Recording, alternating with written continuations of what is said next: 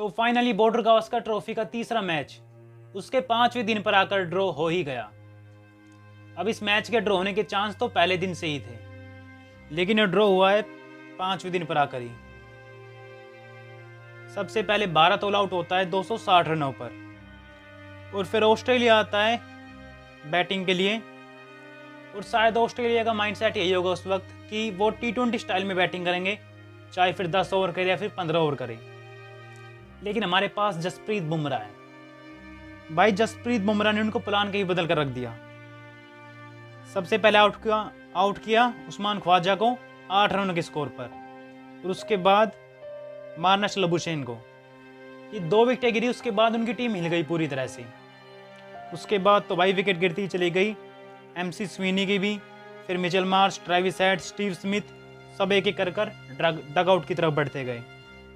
PAT Cummins ने 10 गेंदों में 22 रन मारे हैं, 220 का स्ट्राइक रेट। तो माइंडसेट तुम समझ जाओ, एक कप्तान ऐसे खेल रहा है तो उसने बाकी बैट्समैन को किस तरह कहा होगा, पर वो जसप्रीत बुमराह के होते हुए कर नहीं पाए। और पैट कमिंस भी बस 22 रनों के स्कोर पर आउट हो गया। जसप्रीत बुमराह ने दूसरी बार आउट किया है शायद इसे इस मैच में। और भाई मैंने एक वीडियो डाली थी, उसमें मैंने कहा था Jasprit Bumrah is the greatest bowler in this Border Gavaskar trophy series. तो उसके ऊपर काफी लोगों ने कमेंट किए थे कि अगर जसप्रीत बुमराह ग्रेटेस्ट है तो मिचेल स्टार्क क्या है। तो भाई बात ऐसी है कि भाई मिचेल स्टार्क के पास स्पोर्ट के लिए पैट कमिंस और हेजलवुड जैसे गेंदबाज हैं जो दोनों साइड से प्रेशर बनाते हैं, लेकिन जसप्रीत बुमराह के पास अब तक ऐसा कोई नहीं है।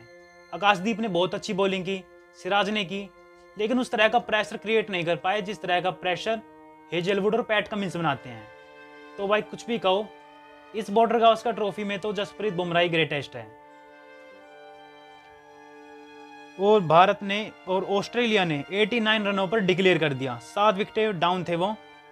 और उसके बाद भारत को चेज करने थे 275 रन 54 रनों में, या फिर 55 रन थे शायद, 55 ओवर थे शायद, 54 या फिर 55 ओवर में, ठीक है।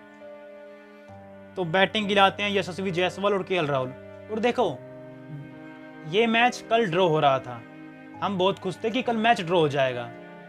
मतलब कल हम सिर्फ यही सोच रहे थे कि मैच ड्रॉ ही होगा या फिर ऑस्ट्रेलिया जीतेगा, यहाँ हम नहीं जीत सकते। लेकिन आज जसप्रीत बुमराह ने एक उम्मीद जगा दी कि तुम भी मैच जीत सकते हो, हम भी मैच जीत सकते हैं। भाई कमाल है जसप्रीत बुमराह। लेकिन फिर बारिश आ गई, लाइट डिम हुई, और शायद चेज हो सकता था 55 ओवर में 275। यशस्वी जायसवाल, KL राहुल दोनों को स्टार्ट मिल गया था 4-4 रनों का। और सबसे अच्छी बात है कि इस मैच की सेकंड इनिंग में मिचेल स्टार्क ने जायसवाल को आउट नहीं किया। और ये मैच फाइनली तो ड्रॉ हो चुका है फिलहाल। अब ये सीरीज भी टाई है, एक मैच उनके पास, एक हमारे पास, एक ड्रॉ। अब बचे हैं 2 मैच, और वो 2 मैच लगातार जीतने हमें।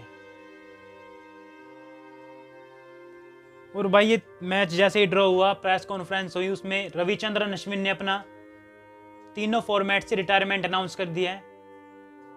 और यार मुझे समझ में नहीं आता कि हमारे साथ ही ऐसा क्यों होता है, हमारे प्लेयर ही बाहर से बैठकर रिटायरमेंट क्यों अनाउंस कर देते हैं। यार इंग्लैंड के क्रिकेटर हो गए, ऑस्ट्रेलिया के हो गए, या फिर न्यूजीलैंड के देख लो, वो मैच खेलते हैं और मैच खेलने के बाद रिटायरमेंट अनाउंस करते हैं, उन्हें फेयरवेल मैच मिलता है। लेकिन भाई पता नहीं हमारे इंडिया में क्या प्रॉब्लम है। और मैं तो ये चाहता था कि रविचंद्रन अश्विन जैसा एक ऑलराउंडर वो WTC फाइनल जीत कर रिटायरमेंट ले। मतलब जैसे हम रविचंद्रन अश्विन को सिर्फ टेस्ट फॉर्मेट के लिए निकालते थे, बाकी वो ODI T20 खेल नहीं रहा था, उसका सिलेक्शन ही नहीं होता। एक ऐसा ऑलराउंडर जो सिर्फ टेस्ट फॉर्मेट खेलता है, उसके पास एक WTC की ट्रॉफी होनी चाहिए यार। पर यहाँ चाहने से सब कुछ नहीं होता। हालांकि उसके पास 2011 का वर्ल्ड कप है, उस स्क्वाड में था वो 2011 की में, उसने 2 मैच खेले भी थे, लेकिन वो WTC का फाइनल ट्रॉफी डिजर्व करता था। और अब सीधा होगा चौथा मैच मेलबर्न में 5 दिनों का, और अगला मैच बहुत इंपॉर्टेंट होगा।